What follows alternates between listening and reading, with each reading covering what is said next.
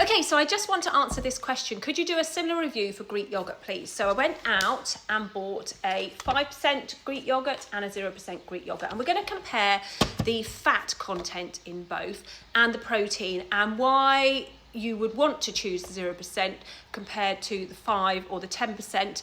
And this is specifically if you are watching your cholesterol levels. Now, of course, fat is good for you because it helps you feel full, but there are different types of fat that we need to take into consideration. And I want to sort of discuss that a little bit in this video.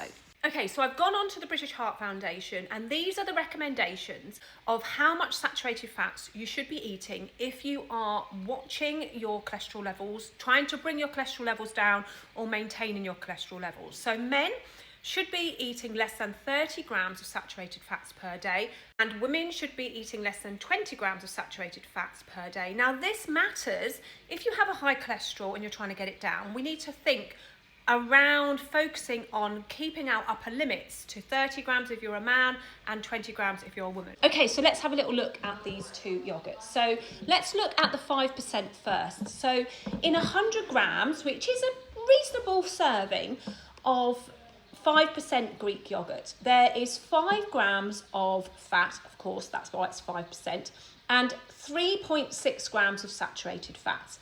Now, it has carbohydrates and sugars of 3 grams, and those are naturally occurring. So the sugars in here are naturally occurring, they don't add sugar to it. And the protein, there is a whopping 9 grams of protein. So now let's just go to the 0%. So 100 grams, there is no fat at all. 0% fat, 0% saturated fats.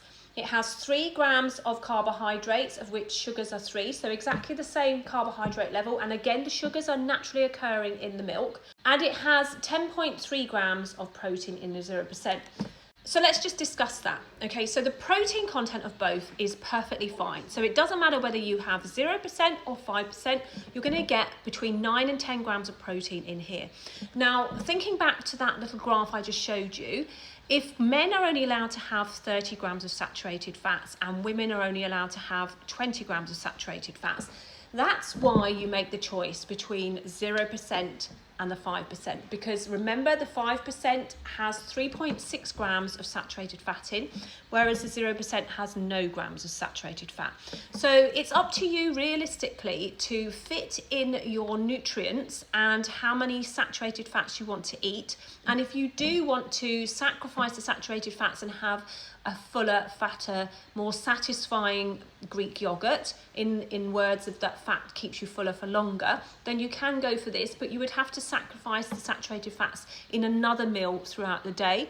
Or you can choose the 0% and know that you're not going to get any saturated fats from this, but you are going to get the protein from either one. So that's why I often recommend the 0%, not because I don't want people to eat full fat foods. It's just that if you are on a cholesterol maintenance diet and you are watching your saturated fats, then the 0% in this case is just as good as this one.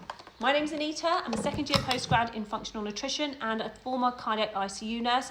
And I just thought I would bring this to you so you can make your own decisions about whether you want to have full fat or no fat and the differences.